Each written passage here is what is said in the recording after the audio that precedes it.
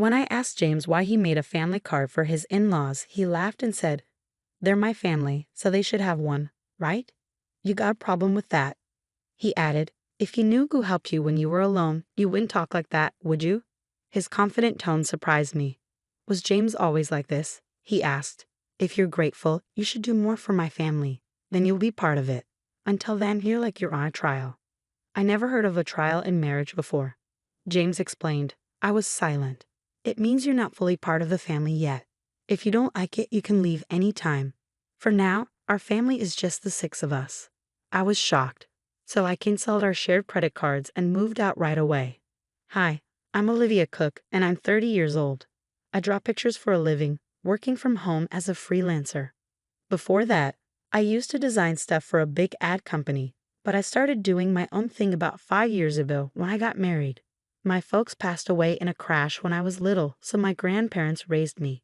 But I moved back to my parents' old place in the city center for college, and I've been there ever since. I met my hubby James at this Italian joint where he worked. It was a cozy spot with good food at decent prices, so me and my work buddies went there a lot. James, the charming waiter, caught everyone's eye, including mine. He was quite the looker. The manager even joked that some folks came just to see him, and I totally got why. Can't deny, I was a bit of a fan myself. He had this cool vibe that really stood out. We grew closer pretty fast, and before we knew it, folks were calling us a couple. Surprisingly, we ended up tying the knot. I don't remember much from that time. It's like I was in a bit of a fog. Next thing I knew, I was married to James, my husband. But I did love him, and I was genuinely happy about getting married. I left my job at the design company on good terms and started freelancing. James stuck with his gig at the Italian joint, working odd hours, sometimes late into the night. It got tough to juggle work, so I decided to go solo, something I'd always wanted to do. That sounds smart, Olivia. It'll be easier for you, and it's great to keep doing what you love. James backed me up. And that's how we kicked off our married life. We weren't into big flashy stuff, so we skipped the whole wedding hoopla and just signed the papers. Our families met briefly, and that was that. James went to work, and I held down the fort at home, managing chores and freelancing. Our schedules were all over the place, but we made it a point to have meals together whenever we could. It was simple, but it made us happy. I thought, yep, marriage is pretty sweet. About a year into our marriage, things took a turn for the worse. My family wants to visit. Is that cool? James asked one day. Sure, I replied. I was actually looking forward to it. I'd only had a brief encounter with James's family before, so I figured this would be a good chance to bond with them. Having lost my own parents early on, I always admired James's big family, but when they arrived, 5 of them, I was left stunned. Hey, which room's mine? His sister blurted out as soon as they stepped in. She's 35, 3 years older than both James and me, and works at a local store. Her abruptness caught me off guard. She seemed so different from the polite person I'd met before. James's 22-year-old sister was there too, but she stayed quiet, barely saying a word, just like when we first met. Following James's sister's hurried lead, I showed them to the guest room, and James's parents to my parents' old room, the only one in Japanese style. I thought it'd suit them best. Once they settled into their rooms, James's sister declared, "Well, since we're all under the same roof now, you better start treating our family right." I was puzzled by her words, but when I turned to James for clarification, he simply chuckled in a way I'd never heard before. Turns out, they'd given up their place and moved in here without telling me, he explained. Sorry, our family home had to be vacated suddenly, and they had nowhere else to go. I wish he'd informed me earlier. I had assumed it was just for a day or two, not a long. James's family didn't hold back. From the moment they moved in, all 4 of them expected me to handle everything while they did nothing, saying whatever they pleased. They made no effort to find jobs or a place of their own. When I asked about their employment, I got yet another surprise. "Oh, I quit that awful job at the supermarket," his sister confessed. She was working, but it turned out to be just a part-time gig. I'd assumed she had a full-time job given her age, but she admitted she hadn't held a steady job since high school. James's parents also had part-time jobs they gave up before moving in, and his other sister, well, she was unemployed. She claimed to be a student, but that wasn't true. "Why should I work when I'm part of a well-off family now?" she reasoned. When I asked who she was referring to, I received another startling response. You obviously. You received a hefty settlement and insurance payout after your parents' accident, and you don't even have a mortgage on this place.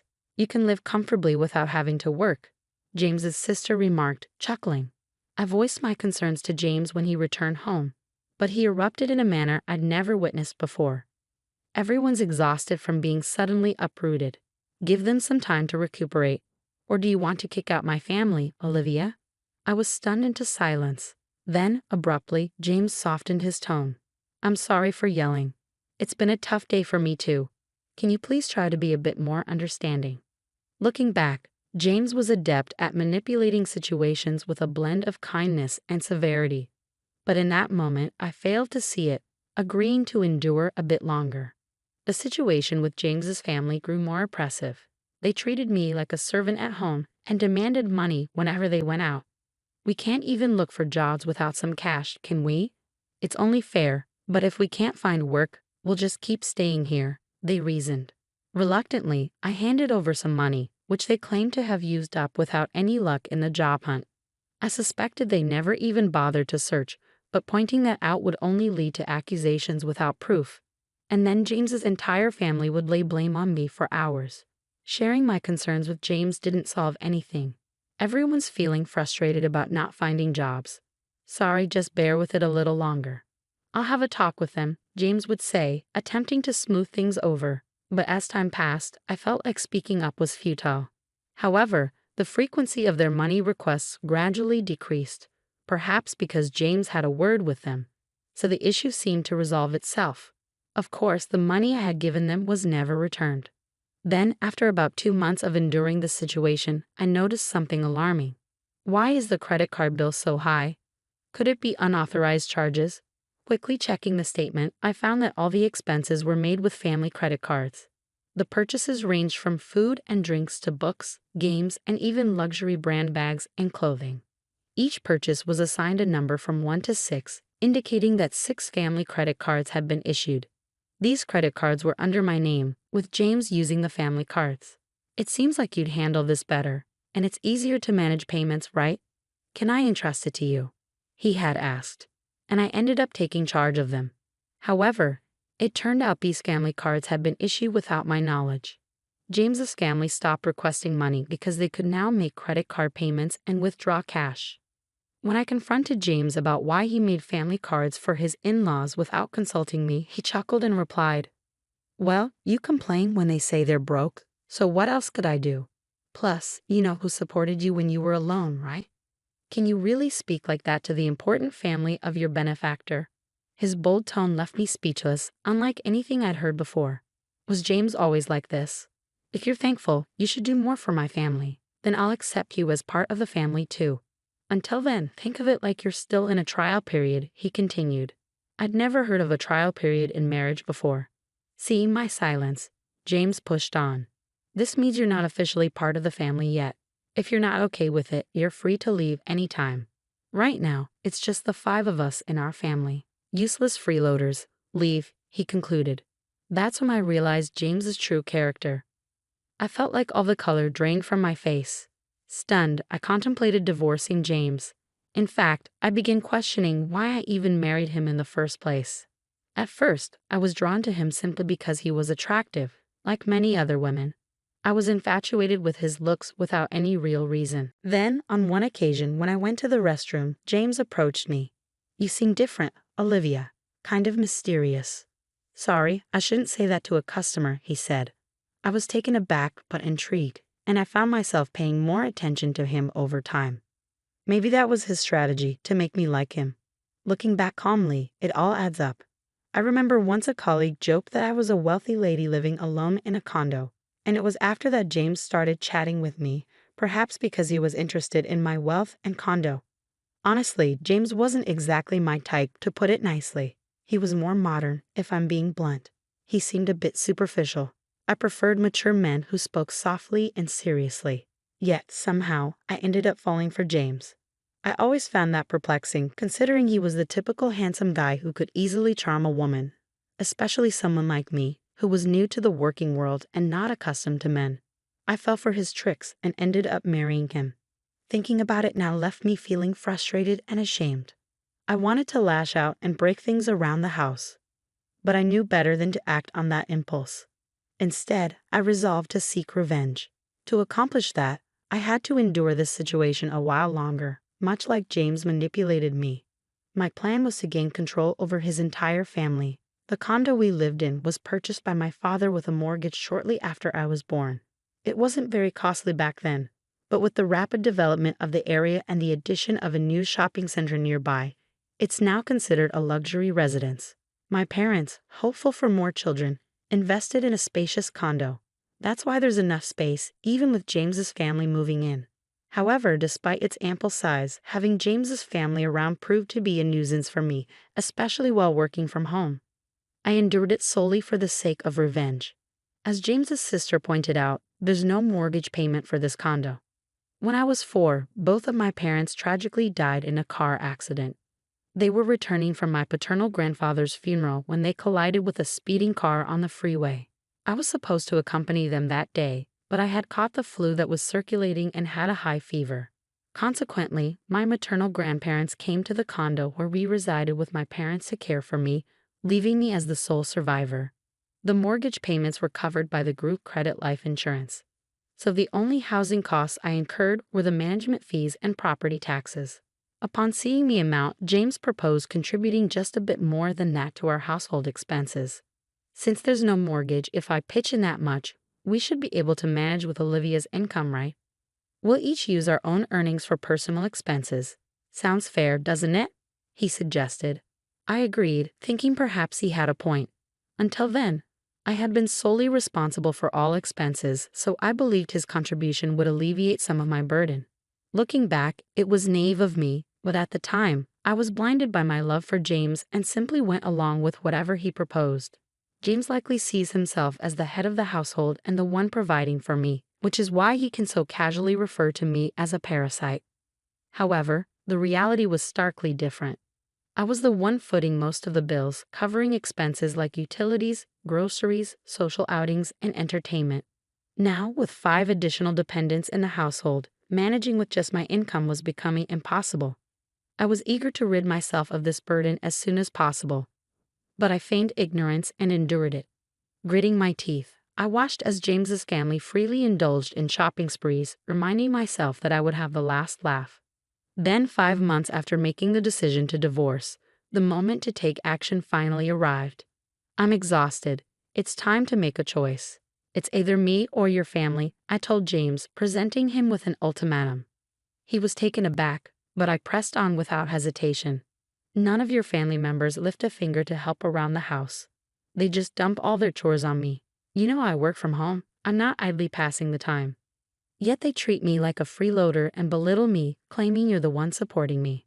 I've had enough. I cried as I confronted James. His response was a smirk. Then you should leave. Didn't I warn you before? You're not truly part of this family yet. Giving up now means you haven't earned your place in it, he retorted. I feigned shock as I looked at him. What's surprising? If you can't tolerate my family, then it's you who must leave. And since I'm not to blame, I'll take this apartment as alimony and I'll claim half of your savings as part of the property settlement. Ah, so that was his scheme all along. That's why his entire family had been hounding me, attempting to drive me away. I had suspected it, but hearing it articulated so plainly still came as a shock.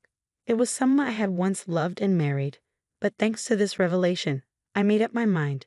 Fine, I declared, resolved to divorce James. But this condo belongs to me, and I'm not at fault either. What did you say?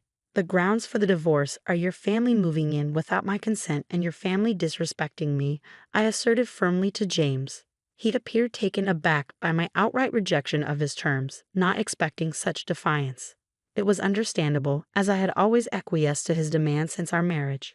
Recalling those moments filled me with anger. I can't stand another moment with you all, so I'll leave now. But be prepared to vacate as well. This is ridiculous. This is our home. We won't leave. Ever heard of tenant rights? You can't just evict us from our own home, James shouted. Ignoring his protests, I left the house and sought refuge at my grandparents' home. I divulged everything to them and requested shelter until matters were resolved. My grandparents were appalled by what I had endured and scolded me for not seeking their counsel sooner. With tears in their eyes, they embraced me. "I'm sorry, Grandma, Grandpa. I know I worried you, but I'll be all right now," I reassured them, forcing a laugh through my tears. The day after I left the apartment, James wasted no time in contacting me. "What's all this about? What mail are you talking about?" He inquired about the certified letter. I was impressed by how swiftly things were progressing. I had entrusted the divorce proceedings to a lawyer, and upon informing them of my departure yesterday, they had arranged for everything to be handled promptly today. "I'm not paying any alimony, and I'm not leaving the condo," James asserted. However, legally he was obligated to pay, and he had no right to remain in the apartment. "What do you mean? The condo is jointly owned since we're married. If that's your stance, then compensate me for half its value to buy out my share," he insisted, making an absurd claim. "Continuing this discussion is futile. Please communicate through my lawyer from now on," I stated firmly, ending the call. I anticipated he would likely call again the next day, but I had no desire to engage in further conversation that day. As expected, he rang me the following morning. "What's all this about?" He repeated the same line as the day before, displaying a lack of originality. "What mail are you referring to? The card's not working." "What did you do?" "What I did was cancel it. That card belonged to me, and you were merely an authorized user on the family card, remember?" Indeed, before leaving the house, I had transferred all the accounts linked to that card to another one and terminated it. Naturally, the family cards would cease to function when I canceled mine. "I was the one covering the expenses," I explained. "Yes, you covered the management fees and property taxes for the first 4 months only. It's not substantial, but I can deduct that from the alimony if you prefer," I mocked him. I heard some muffled shouting from the other end of the line. That's right, James had only paid the agreed amount for just 4 months. He had concocted various excuses about work and other matters, always finding a pretext to postpone payment. Then he abruptly ceased all payments. If he forgot and assumed he was still paying, that's quite a lapse in memory, but I didn't concern myself with it anymore. He's someone I'm severing ties with. His memory holds no significance to me. That's the situation, so please reimburse your share of the living expenses I've been covering. I've meticulously documented our household expenditures, which I'll utilize as evidence to equitably divide our savings. It's marital property, he insisted. "Yes, understood. Let's divide it accordingly," I acquiesced. He concluded the call with a reminder not to overlook it. A few days later, he called again with the same inquiry. I realized they were not only deficient in memory but also in vocabulary. "What do you mean by the division of shared property? Why is it 0? You must be swimming in cash from your parents' insurance and alimony," he alleged. "Ah, so that's what they assumed." I patiently clarified that my pre-marriage savings were not part of the shared property, and since we had accumulated no savings during our marriage, it naturally amounted to 0. "Don't accuse me of deceit. If you doubt my honesty, why not seek advice? Henceforth, kindly communicate through my attorney. I won't engage in direct communication with you any longer. Farewell," I declared, then terminated the call and blocked James' number. 1 month after my departure, James and his family finally vacated the apartment, not due to a change of heart, but because they could no longer sustain their lifestyle. Predictably, James's income alone couldn't support a family of 5. Accustomed to lavish spending with my card, asking them to tighten their belts was out of the question. I had intentionally allowed them to use the card for this purpose, knowing it would lead to this outcome. His family began badgering James for shopping funds, and when he refused, they resorted to pilfering from his wallet. Even in his anger, they blamed him for my departure. To compound their troubles, the utilities, electricity, gas, and water were all disconnected. Of course, I had arranged for this since I had no intention of residing there. James attempted to have the utilities swiftly reinstated by phone, but since the house was in my name, no one else could restore them if the owner had ordered their termination. During the scorching summer and early autumn, his family struggled to endure the sweltering heat and eventually vacated the condo. Their destination, I neither knew nor cared. James endeavored to persist until the end, but he ultimately capitulated due to the absence of electricity and the inability to bathe. The divorce proceedings progressed more rapidly than anticipated, not because James had a change of heart, but because of his blunders. He betrayed our marriage by pursuing someone else, perhaps assuming he could swiftly remove me from the picture. He boasted about owning a luxurious downtown apartment, using it as bait to attract younger women. It's astonishing he engaged in such behavior with his family present, but it wasn't out of character for him, so they turned a blind eye. Prior to departing, I had discreetly installed cameras throughout the house, capturing all the evidence. Perhaps he underestimated me, but his disrespect was undeniable. He brought his family into my home without consent, racked up expenses on a family card and left me with a bill, ousted me, and engaged in infidelity. I demanded significant compensation and alimony for these transgressions. When James saw the amount, he visibly paled and begged desperately for reconciliation. However, I harbored no such intentions. Aware of his inability to pay, I pressured him to borrow as much as possible from his company and seized whatever assets I could. When I threatened legal action for fraudulent use of the family card, he reluctantly agreed to my terms. I can only hope he makes diligent efforts to repay his debts. The divorce is now finalized and I am currently residing at my grandparents' place. I haven't decided what to do with the apartment yet. While it held sentimental value as an inheritance from my late parents, given the circumstances and lack of memories associated with it, I may opt to sell it. On the professional front, my career as an illustrator is flourishing. I may soon live independently again. But for now, I'm content working from my grandparents' home. I'll continue to rely on their support for a little while longer before forging ahead with renewed determination. In the future, I'll be more discerning in choosing a partner, prioritizing qualities beyond mere attractiveness. My hope is to find a life partner with whom I can share my journey.